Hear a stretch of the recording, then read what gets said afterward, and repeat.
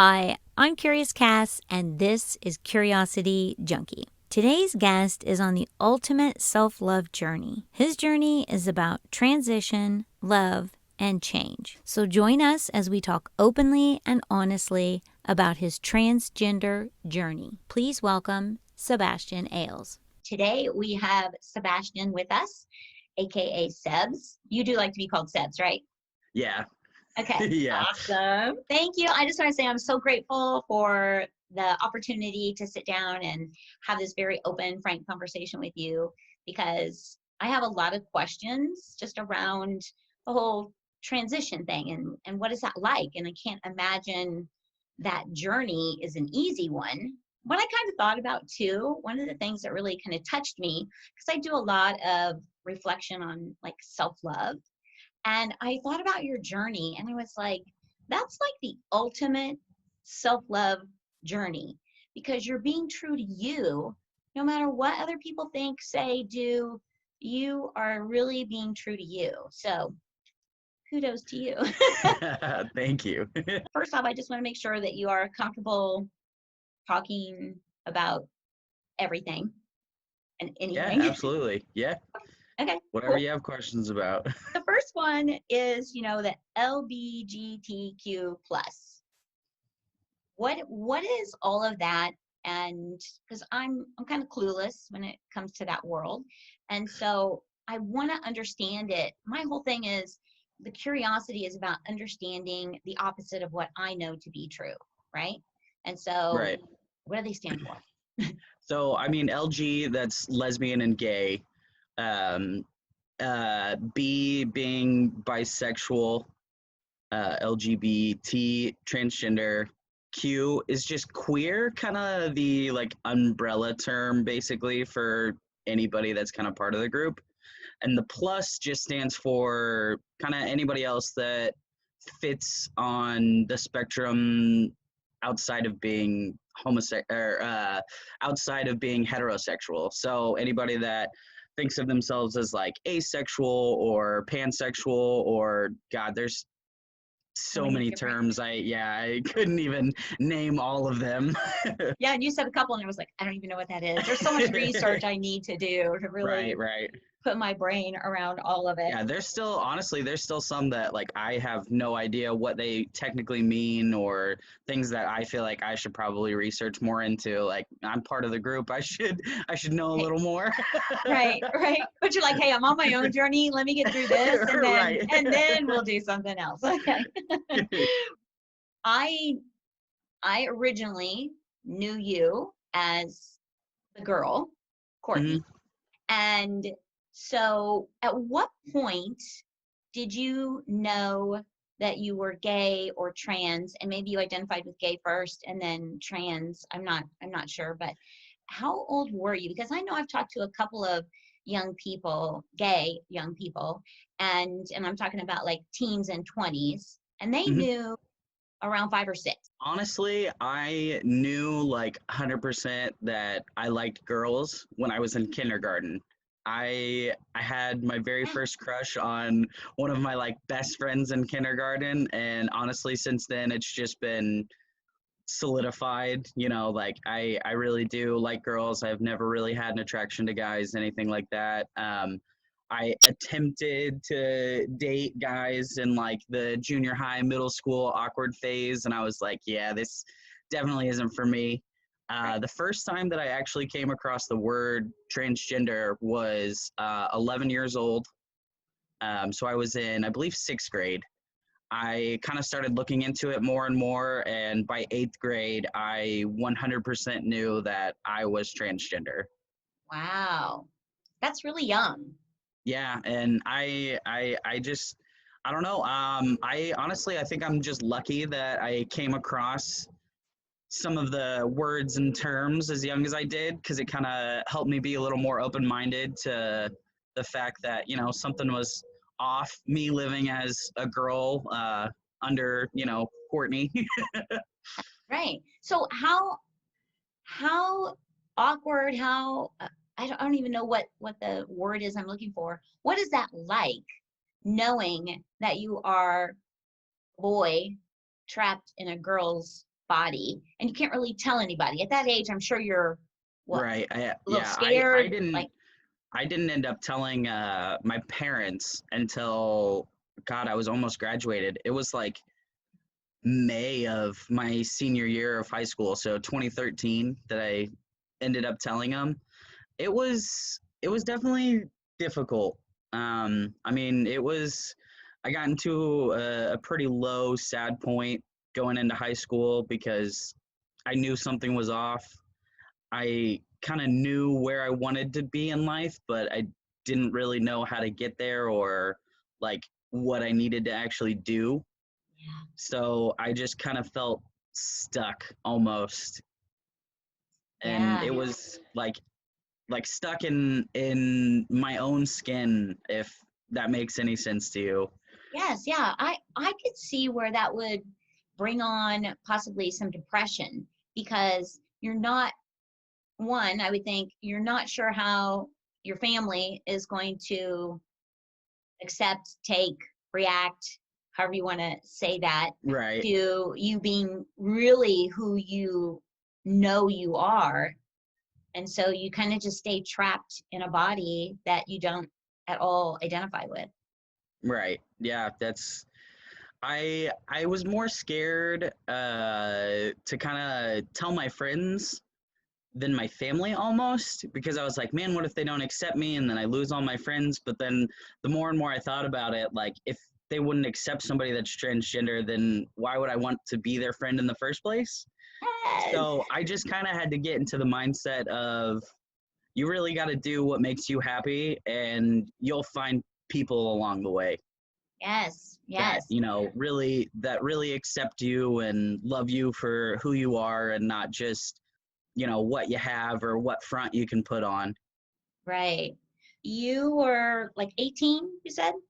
Yeah, I was 18 when I told my parents. How you go about that? Like, what is your process? I know your mom, so Yeah. how long did it take you to get up to that point where you're like, all right, I got to tell them, like, I just can't live this way anymore? Right.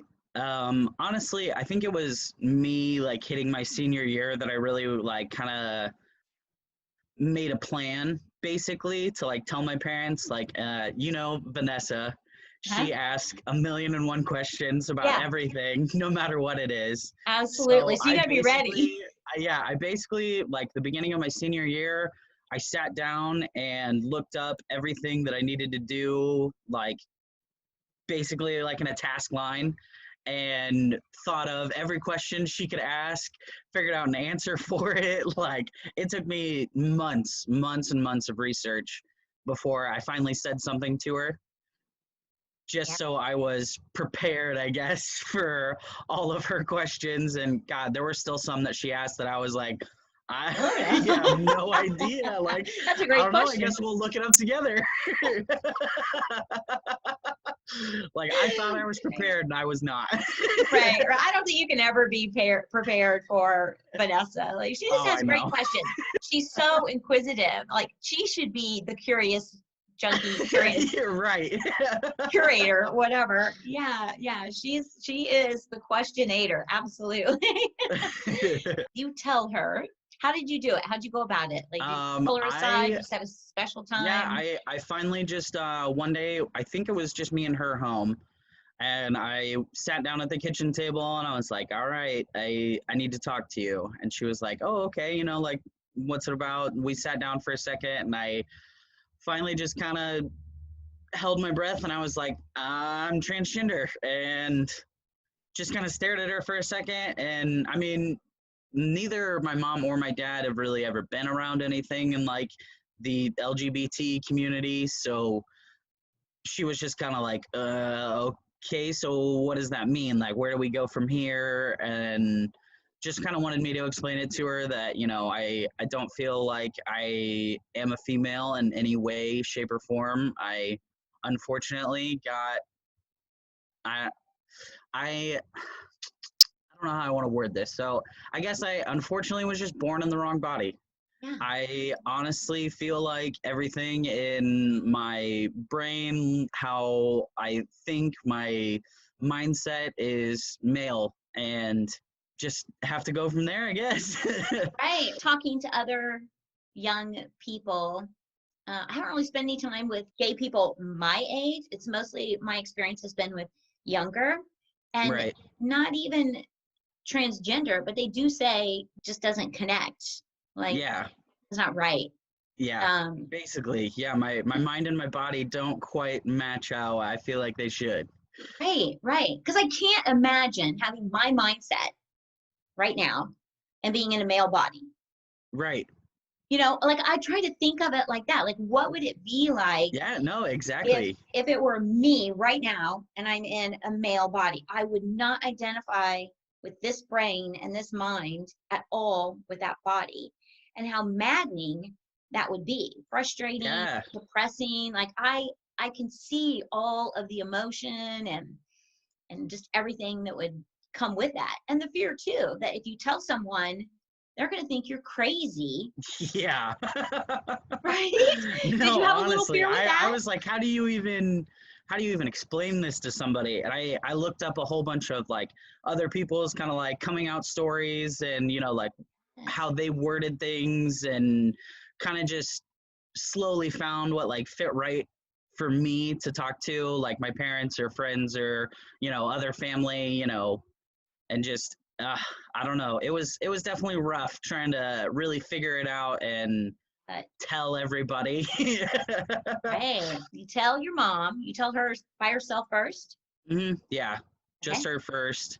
Um, so I think what ended up happening, she ended up telling Dad, Richard, and then we kind of all three talked about it. I think my dad was a little more like not really understanding, even whenever I was like trying to explain. But Right. I mean, they both came around quicker than I thought they would. Nice. Which I mean, now they both are fantastic with pronouns and saying Sebastian, not using my dead name, and it's just Yeah. it was definitely rough at first. I think I just had to kind of like show them that like we're doing this. this is I'm this moving is what's forward. happening. Yeah. Exactly, like this is what's happening. I love you guys. I would love your support, but it's happening regardless, kind of thing. Yes. So it kind of helped them kind of kick on board quicker, because I Right, was like, right. You're all like, right, this is moving this is forward. So happening. Yeah. I heard you say dead name. Is that how Yeah, you like to reference it? that is, yeah. Okay. Yeah. And I'm sorry I used it. No, you're totally fine. It's Okay. okay, because if you would have asked, I would have said it anyway. So All right. Okay. My fear is that I offend you in some way, and that is absolutely not my intention. So I think you have the personality where you go, Cass. yeah, I'll let you know if you say anything. But Uh, honestly, I feel like I'm a pretty good person to talk to. I'm open about most of it. Nothing really bugs me or offends me anymore.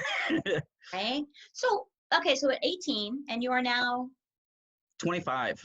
25. So you've been on this for quite a few years. Been on testosterone since August 19th of 2013. Wow. I wonder in my head, I go, it can't be easy. This process cannot be easy, It right? was definitely rough to start. So starting with at least Missouri standards, I'm not sure about other states. I had to go and see a therapist, a like specialized therapist in gender dysphoria, is what it's like classified as here, Interesting. which is just basically somebody that specializes in like the LGBT community. So, like this is like their main focus is almost sexuality, like gender preferences, anything like that. They Hmm. kind of focus on.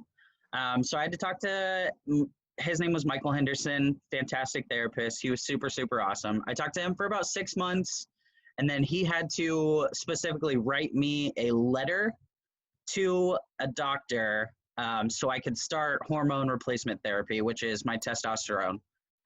So yeah, talked to him for a while, got my letter, and then I had to find a specific doctor that would actually prescribe the hormones, because Missouri is a very Conservative, closed-minded state. So right? there are very few doctors that will actually prescribe hormones. And we actually ended up going on the Kansas side of it, like right outside of Missouri, to this fantastic woman, Dr. Glass, Mm, which she has been nothing but amazing since I met her. I have not had a bad experience like in her doctor's office with any of her like nurses or anything. Like she is fantastic. Her whole practice is awesome, awesome, awesome. Highly recommend her to anybody that's trying to look into anything. right. Um, but yeah, so she prescribed me testosterone. I did my very first shot in her office. One of her nurses did it for me, explained, how to do everything. I used to do the ones in my thigh, the intramuscular shots, Right. and I have moved to the, I don't know the technical name for it. You put it into your fat instead of your muscle, so it's a lot shorter of a needle, and I do it in my stomach now, which Okay. is super, super awesome. Because the needle in my thigh was like this long compared to the needle in my stomach, which is about this. Right. Yes. Much more user friendly. Right. Yeah. It definitely makes the application a lot easier. I do it once a week now. Whenever I very first started, I used to do it once every other week, which I feel like kind of threw me off a little bit. Mm. And I would kind of miss shots or be some, like days late here and there. And then, of course, that just screws up all my emotions. And that Right. was always a fun time. Oh my gosh, I can't imagine. Right. Like the estrogen fighting Yeah, with the I know. testosterone and Right. And then, so after I, did hormones up until last year, I finally got my hysterectomy last July, actually. It was July 18th. my Um, gosh. and then we switched up my testosterone shots just a little bit, but I'm still doing them every week. It's just slightly different amount since I don't have the estrogen kind of backpedaling with it. Right. So, Fighting it constantly. right, Yeah. I yeah. would think you could So that made almost it a lot easier. And I feel like now, whenever I like am a couple days late or like if I, don't do it all at the same time, whatever, it's not as big of a deal because I don't have that estrogen that's kind of like, hey, oh. what are we doing? Yeah. Right. I'm back. Yeah. Oh my gosh. Is that something that you'll have to stay on forever Yeah, or yeah. I'll have to stay on it for the rest of my life. I'm in several groups that have some older guys that transitioned several years back when they were younger or they were in their teens, and quite a few of them has switched to gel. So oh, it's literally just like a testosterone gel, and they rub it on both of their shoulders every morning, and that's theirs. They don't ever have to do wow. shots, anything like that. I've heard a couple of guys talk about like it's almost like a patch that you put it on, you wear it for like 3 hours, and then you take it off, and it's basically the same thing as the gel.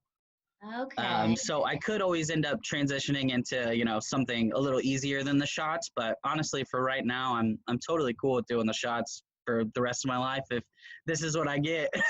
Right, right. You're like, that's what it takes. I'm cool with Yeah, it. exactly. Right. Yeah, I'd be opting for the gel as fast as possible. I'm not a big pain person. I'd be like, I can't do it. No, but that is awesome. You will be on that permanently. Is there anything else that you'll have to do forever? um, you don't necessarily have to, but I know 100% that I'm going to end up getting top surgery, doing the chest reconstruction. Hey, Um, but I mean, really, other than that, I think I'd be kind of set after the chest surgery. I'm not really looking. There's a whole lot of back and forth with like the bottom surgery, so I don't right, know if I ever really want to end up doing that. right. So I think I might just be content with doing top surgery and testosterone. For those of you that might be squeamish, I'm going to ask a deep personal body part question. So if you need to walk away, walk away. On the testosterone, does Huh? that increase the size of the clitoris? Yes, actually, Okay. very much so. Okay. That's what I wondered if that body part the genitalia would just naturally Yeah, yeah. increase. It definitely enlarges it. I mean, some guys honestly have a really good reaction, I guess, Hmm? to the testosterone, and their clitoris can end up being like a couple inches long. Wow. Yeah, Okay. yeah. That's pretty cool. That's what I wondered because I thought, do you have to go through the whole surgery to actually get the male genitalia, or can you just increase the size of the clitoris and Um, it's just as good? yeah, yeah. A lot of guys too, they end up doing what they call pumping. Mm-hmm. So it's basically like, the like penis enlargers, but it's on a lot smaller scale with like littler suction cups. You can basically pump your clitoris and actually end up getting it quite long. Some Wow. guys have had enough luck that they can actually use it for penetration. Holy smokes. Yeah, Wow. I know. Okay. I've kind of looked into that here and there. There, like some people say, it can make you pretty darn sensitive because it's basically just a suction on you. Right. So there's always a chance of like blood blisters, things like that, which kind of has stopped me because I'm like, God damn, that's a sensitive area. Right. It's already sensitive. Like, But I woo. have looked into it, and the guys that say, if you do it safely, slowly, like everything will basically be okay, kind of thing. Right. Right. Don't go at it like a maniac or Right. Yeah, anything. exactly. Right. Like you're not pumping up a bike tire. Like, Oh my God, that's awesome, right? Yeah, you're like, take it slow, take it slow. If you do the chest reconstruction, and a lot of women have like breast reduction, I would imagine it's very similar, and they end up with a little bit of a scar, yeah. Unfortunately, mine are so large that I will have to do the whole scar like across the bottom of them. right? Instead of doing like a lot of guys, they can, if their breasts are smaller, you can do what is it called? I think it's called like a T puncture or something along those lines. And it's like a tiny cross stitch, like right in between your armpit. And they're Huh? able to like suck all of the fat out that way and just kind of tighten your skin. But Right, unfortunately, mine are a little too big. So I'm going to have right, to get them cut right. off and have the scar along the bottom. I've looked at quite a few surgeons actually around the area. There's one here in Kansas City at KU Med that I kind of want to get like a consultation and see what that's all about. I just know it can kind of be expensive and I want to save a little more just so whenever I do the consultation, I can actually make an appointment and just kind of go from there instead of having to be like, okay, now I'll have to wait and save up this much and, kind of drag it out. Right. That brings up another question as you're talking about surgery and the cost and all that. Does your insurance cover some of that, like your hysterectomy? Will it cover that, or is it all out of? So the hysterectomy, luckily most of it was covered. Right now, since I'm only 25, I'm still on my parents' insurance, which was fantastic. Oh, Basically, what wow. one didn't cover, the other kind of stepped up and covered majority of it. We didn't end up paying very much for my hysterectomy, which was super, super awesome. The job that I'm about to go to, that's what insurance they offer. And I think that I actually might be able to get quite a bit of it covered through insurance.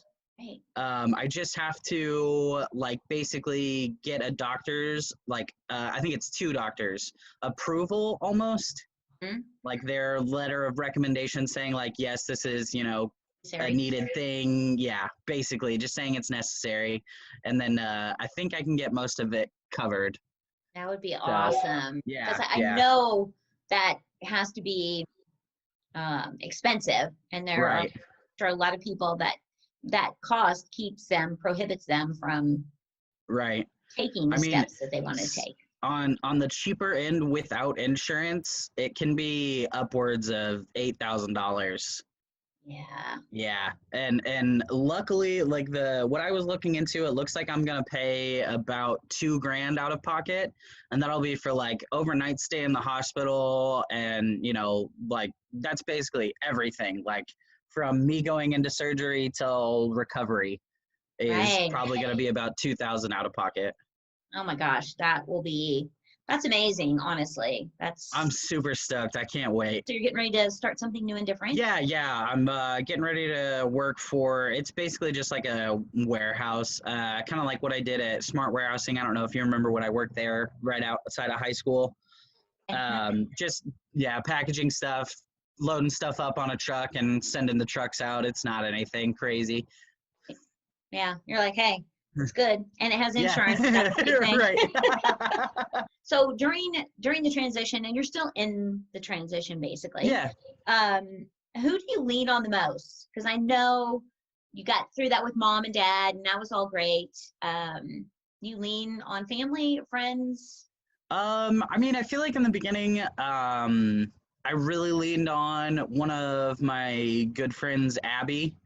And she kind of helped me find quite a few of like the groups and stuff that I'm in on Facebook. Like there's just random like private groups, I guess, on Facebook, and anybody, you know, that's part of the transgender community, like FTM instead of the MTF, can join and literally just ask questions from a bunch of guys who have experienced it. Right. So that really helped. I've only used it a few times for like questions, but it definitely helps whenever I see other people asking questions or, you know, anything like that. And I can just kind of click on the comments and look through and see what everybody has to say about, you know, whatever topics are being brought up. Yeah. So do you have an actual group of people that you can connect with and talk about things that really understand or relate to what you're going through? I mean, not really in person. I don't really have any friends that are trans through like actually meeting them in person. I just have a couple guys, you know, that I met online through the groups, anything like that. There was one guy, Kale, who was really close friends with Abby, actually, that helped me through a lot of the beginning stages and kind of helped me get on track to finding out like what therapists and stuff that I needed to go to and what doctors were best, like who to contact and talk to kind of start. But honestly, not really anybody that's, you know, trans that I talk to in person. More so just kind of leaning on Nikki, my fiance. She's been absolutely fantastic since I've met her. So And I want to get to her, but we're gonna go there a little later. right. I did kind of forget to circle back around because you were talking about you were more afraid to tell your friends because of that rejection piece. Right. And I just heard you say Abby. Now, was Abby someone that was a friend before? Yeah. I met her. God, I met her in like middle school because she was pretty close friends with Brandon. She was in his grade. Okay. So she was kind of family friend for a while, and then she ended up just starting to hang out with me more, and so we became really close. But yeah, she was friend pre-transition. Okay. And then was she one you were afraid to tell? No, because I could see how open-minded she was, and she was already kind of out as being bi, so she was a part of the community, and I felt like it was kind of a good step to tell her first to see how somebody would react that I knew would be okay with it. Right. And then kind of move on to people that I wasn't so sure about. Right. So when you did tell your friends, were there any of them, did you lose any friends? And were you surprised by any of them that were like, yeah, we knew? Most of them were like, yeah, you know, that doesn't surprise me. I did lose quite a few friends whenever I, you know, very first told kind of everyone after I told my parents. Yeah. One of actually my really, really good friends that I met him my junior year. So we were super close friends for the entire junior year, most of senior year. And then when I finally came out to him, his family is a little more religious. Right. And I think that kind of they pressured him a little bit into stop talking to me because it was just kind of out of the blue. It was about a week after I told him that he just deleted me on everything, blocked me, and I haven't heard from him since. Wow. But That I was get that. that was like closest friend, and then outside of that, I mean, some acquaintances here and there have some negative crap to say and whatever, but honestly, I just kind of let it roll off. Right. It's a shame that more people can't have an open mind. I'm sorry that Yeah, impacted the relationship with your friend. That's sad. right. Unfortunately, with my personal experiences, it seems to be the more religious people that end up not being okay with me being trans, which Right. I just think it's crazy because the base of most religion is like love your neighbor, love everybody, no matter what, only God can judge you. And then all of these people that are judging me, which just blows my mind. Right. Oh, that's hilarious. Oh my God. Along the lines of, you're telling people and you're a little fearful. Now that you're out, and you're living as a man, do you walk around with any fears in the world? So I guess it was a lot harder whenever I very first transitioned Mhm. because I wasn't quite passing. But Right. honestly, now when a stranger sees me like in a store or whatever driving, I am not worried Yeah. because I feel like I pass well enough. Like, would you look at me and ever think like, oh, that's a No, girl? Like, no, exactly. Like now not I'm at not all. worried, but before, like, I couldn't grow any facial hair. I had a lot rounder of a face instead of so like elongated. I I definitely had like more feminine features. My shoulders weren't as wide. My hips were definitely wider before transition. Like just little things like that were, worrisome because I could tell that people were kind of like, what's going on here kind Yeah. of thing. Yeah. Right. So, but now, honestly, I don't worry about it. I can confidently walk into any store, restaurant, whatever, and not have any fears of somebody being like, "Oh, that's a girl," or anything like that. Yeah, yeah. To me, you're all man. Like yeah, there's no doubt whatsoever. So the next steps are basically Next step, doing yeah, the is hopefully just top reconstruction. surgery and then no more surgeries after that. Awesome. So what is it? Two total surgeries for you?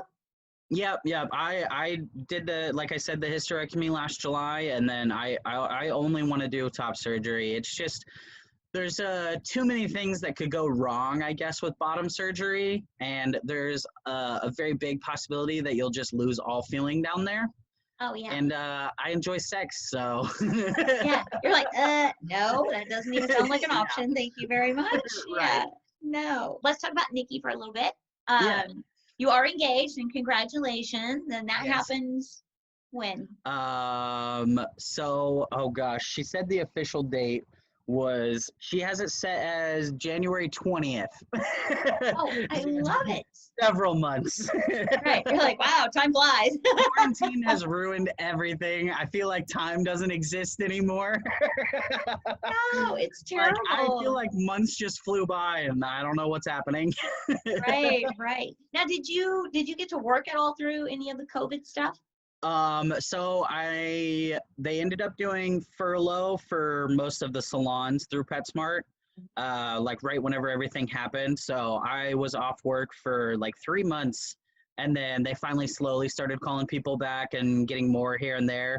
And then I worked for about 4 weeks, and then I ended up leaving PetSmart. Figured I could take a little break from grooming, do something else for a while, and then hopefully the plan is either getting a van and doing mobile grooming at some point in the future or just going to like a private mom and dad kind of shop, like just a little shop somewhere.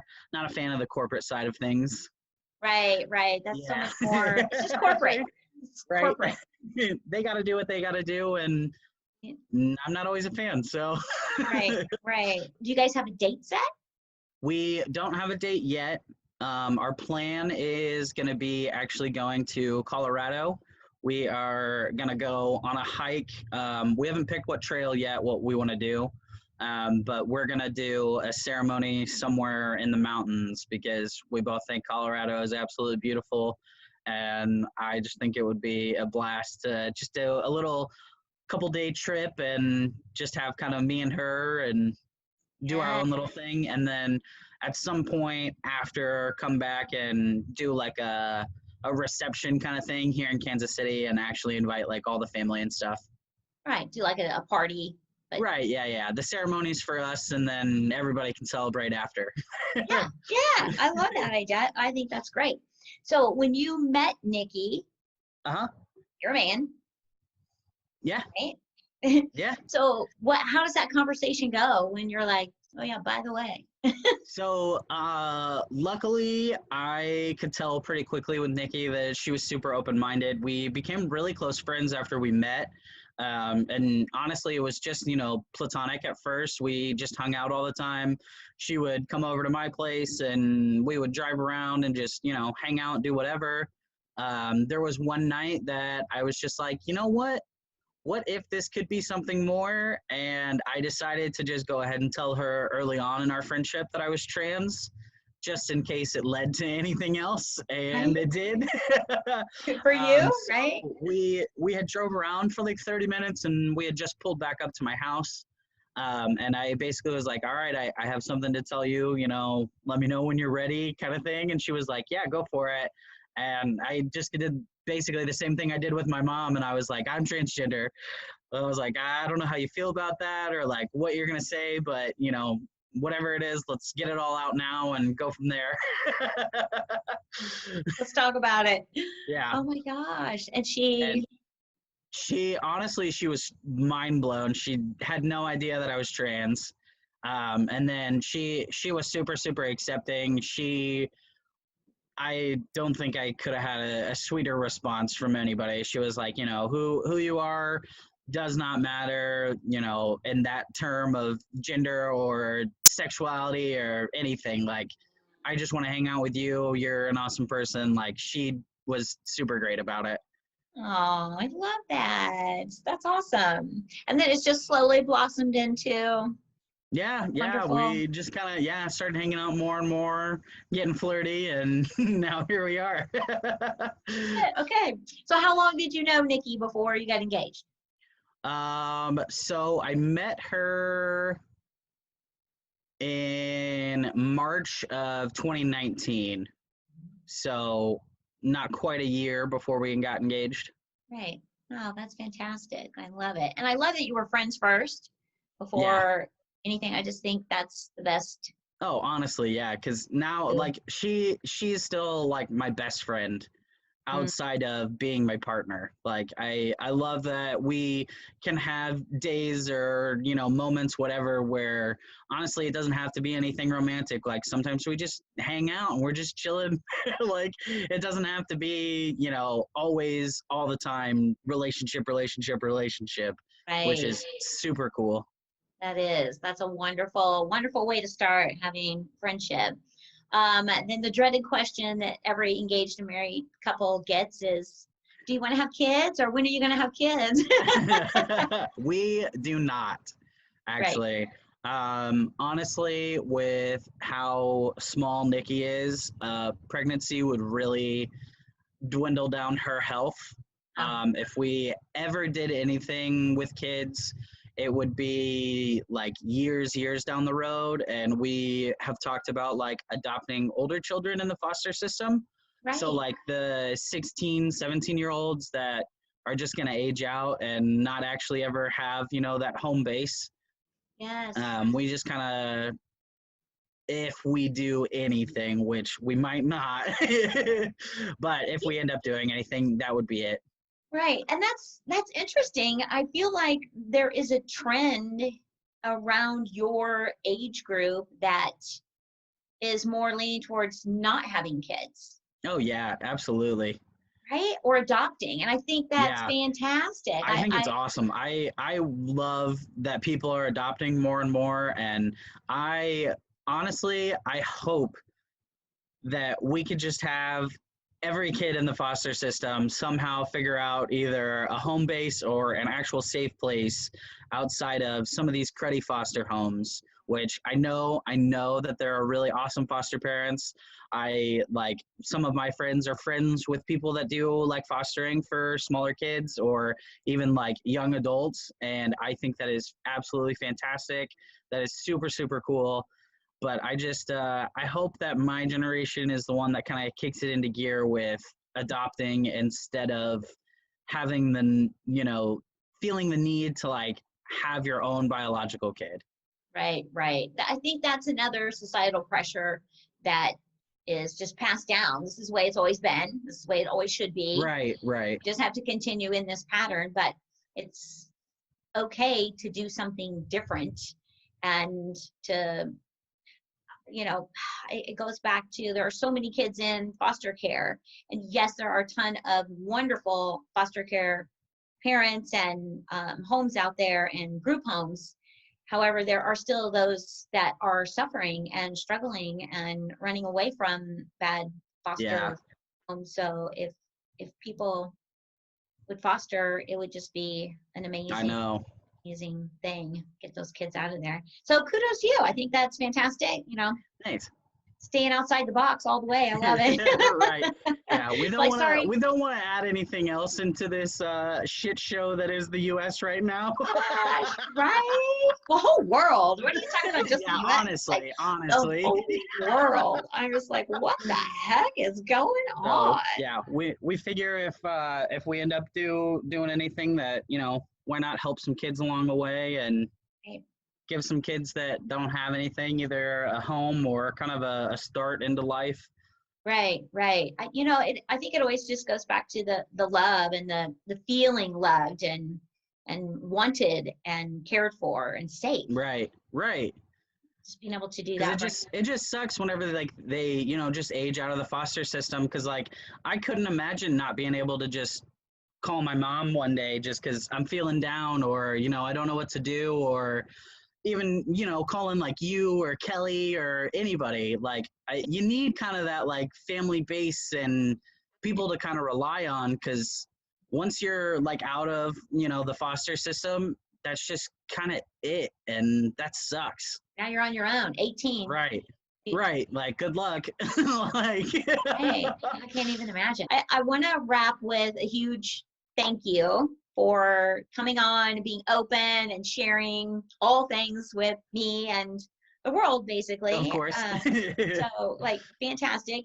And I appreciate that you are on the journey that is true to you. That is just huge self-love. And it's such a wonderful message that is the reason I had to talk to you, because there are so many people that are heterosexual and struggle with self-love and really being true to who they are and making promises to themselves and keeping them. And I think your journey is just your life is amazing. You're an amazing human being. And I love your spirit and laughter. Like every time I'm around you, I laugh and have a great time. The love is real. I love it.